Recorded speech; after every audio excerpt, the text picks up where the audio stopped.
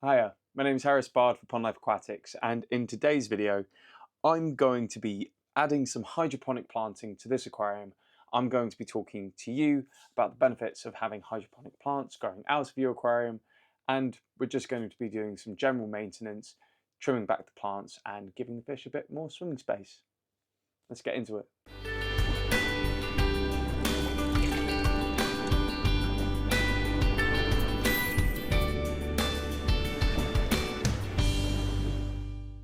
So this is what the aquarium looked like before I had gone ahead with this renovation. It has been running like this for about 2 years. Me and my girlfriend put it together after a year of being together because the last scape had run its course, and this is what we ended up with. We have this beautiful hardscape with lots of Cryptocoryne, lots of Anubias, easy to care for. But one thing I never liked about it was the amount of sand we used for the substrate. But one of the main showpieces of this was we wanted to grow Pothos out the top of it. Now, Pothos is one of the easiest plants you can grow hydroponically because it is so hardy. Literally, it does not need a substrate to thrive, as you can see, although this plant has been really slow growing. This is about 2 years worth of growth from a single stem. And literally, all we did was take a cutting and place it on that wood that you can see sticking out of the aquarium. Today, I'm going to renovate this aquarium and do something slightly different with the hydroponics. But for now, you can see me literally pulling out this huge amount of Gigantea growth. Now, Vallis grows well in pretty much any aquarium, but using the Fluval Plant light is just one hell of a light, particularly for easy to grow species. Now, the first thing I do after cutting back the Gigantea is to vac out a huge amount of the sand at the front of the aquarium. Now, I don't know why I haven't done this sooner. I think I was worried about the whole thing collapsing, but I literally just went for it today and it created so much more space in the front of the aquarium. Now you can see me here taking these 3D printed risers for my light and lifting them up and getting it out the way. It also gives much more space for hydroponic plants. Now you can see me using a scourer. I know some people don't like using scourers to just take off some of that algae that was underneath the sand line. The next thing I do is start hacking back on this huge amount of Anubias growth. Now, this hurt to do. I love the way this Anubias looks. I think that when Anubias is left to grow and have a huge root mass, it looks just gorgeous, particularly on hardscape. You can see me here on the POV cam, just admiring it as I go. But taking back a lot of it did make a big difference in terms of the sight lines in the aquariums. Now, I didn't really want to do this, but I realized there really just was not space in the back of the aquarium. It was getting to the point where the fish didn't have any swim space, and I wanted to give them some shaded areas underneath the Anubias root systems, so it was time to pull out a whole bunch of this Cryptocoryne. Now, I am going to be using this crypt in a scape next week, where hopefully I'll be setting up a crab exhibit. But for now, I just pull it out and then pull out some of the excess roots that were left behind. Those root systems will sprout anew. You can see I just clean up the sand from any of the debris that comes, and I think it starts to look really quite gorgeous. I exposed some of the rocks that we had tied the wood to initially, and they add a really beautiful sense of depth to the aquarium. I didn't plan on it, but it looks so nice. Now, the botanicals that I talked about last week that have been floating in the tank for the past week, I now just pull down to the front of the aquarium, and I think it just makes the whole thing look like this wood grotto.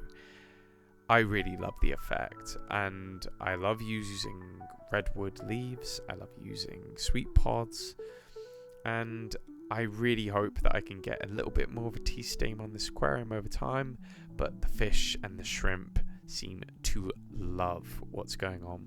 Now, I found this company online. They are called Flare Forge, and they do what I thought was 3D printed plant pots that are hang on back for your aquarium, but they feel so high quality that I am genuinely going to contact them and see if we can stock them in store so I can sell some plants.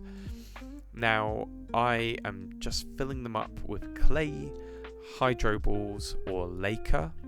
If you aren't familiar with hydro balls, there's a huge subreddit of people who grow plants hydroponically, literally just using lacquer or these clay balls, and they just give a nice substrate for already water-rooted species to grow into. Now, you can see I'm not actually planting my Pothos back into one of these pots. I am going to place it back onto the wood. Now, that's because I have been planning this for a few weeks now, and I've been collecting a couple of plants and water rooting them. And the way you do that is literally, you can see I've got some fizzy water bottles that I filled with tank water. And I've taken cuttings from some of my favourite plants. That is a fuzzy rabbit foot. I don't know the technical name. I'm more of a fish boy than a plant boy. And by that I just mean I know aquarium plants instead of terrestrial plants, but I am trying to learn. And you can see that I literally just place it into the clay balls. Now, these are Monstera variegata cuttings that I have in my room, and I'm trying something different with this one. Instead of water rooting them previously, I wanted to see how they would water root directly into the aquarium.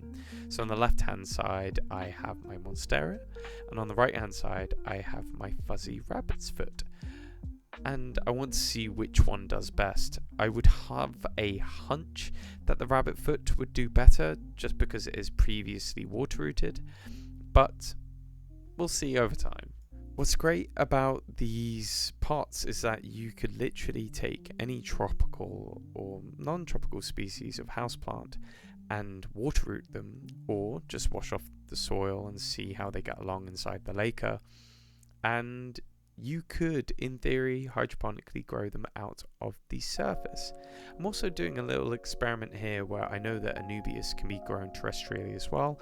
I'm aware these guys will probably dry out quite significantly, but my hope is that in the same way you can take terrestrial plants to aquatic plants, I would like to see if I could take these aquatic Anubias and make them terrestrial. You can see I'm just filling up the aquarium, and I think it looks beautiful at this point. I can't wait to see if these Monstera grow in. I can't wait to see the rabbit's foot grow across the surface. But you can just see how the root system from my Pothos goes down into the aquarium, and my Pentosy tetras are loving it. I give them a bit of food just to get them more accustomed to the space, but they are just such a stunning species. I hadn't realized that they have definitely spawned, and there is a few babies that have grown up in here because there is more than I put into this aquarium in the first place. But I think this aquarium looks great. The fact that you have Cryptocoryne growing out the surface, you now have these beautiful pots that are going to hopefully have hydroponic plants growing out the surface. You already have a hydroponic Pothos giving height to an already tall aquascape. I absolutely adore how this looks. So it's a couple days later since I redid this tank, and it's really settled in beautifully. The hydroponic plants on top are showing signs of starting to send off new growth. There's a little bit of white growing on the stems of the actual Monstera themselves, and the rabbit foot hasn't shown any signs of melt, which is a really good sign. I think if you haven't tried an open top aquarium before, having hydroponic planting is such a joy as part of it. I think in terms of aquascaping, it can give a sense of height. It gives a completely fresh dynamic to the way that we aquascape. Also, just in terms of benefits to the aquariums themselves, the hydroponic planting helps draw nitrates out of the aquarium. It gives shade and cover to the aquarium itself. Although obviously it's not the best for species that jump, it can actually help give them a source of security. So you can keep things like tetra quite successfully that occasionally will jump, but they will be less likely to do so if you have plants growing on the surface or you have some sort of cover in terms of planting. And as you can see, the bentosies in this aquarium absolutely just adore everything that's going on in here at the moment. I did a water test and the clay balls haven't affected the water parameters at all. The nitrates are very low, as is expected from an aquarium that's this well cycled. The nitrites and ammonia are at 0. And all in all, I'm really excited to see how my hydroponic plants get on growing out of this aquarium. But for now, I'm just really enjoying the way this aquarium looks. I'm loving the new open space. I'm loving the height this light has now, and I'm definitely going to be doing more hydroponics in the future. So that's it for this week. If you have any questions on hydroponic planting or any species that you would like advice on growing hydroponically, or any species of fish that particularly like it, then please drop a comment below. If you've liked this video or any of the content that I've been making recently, then please like and subscribe. It really does make a difference to the channel. And again, thank you so much for all of the support that people have been giving me recently. And I will see you again next time for this pond life.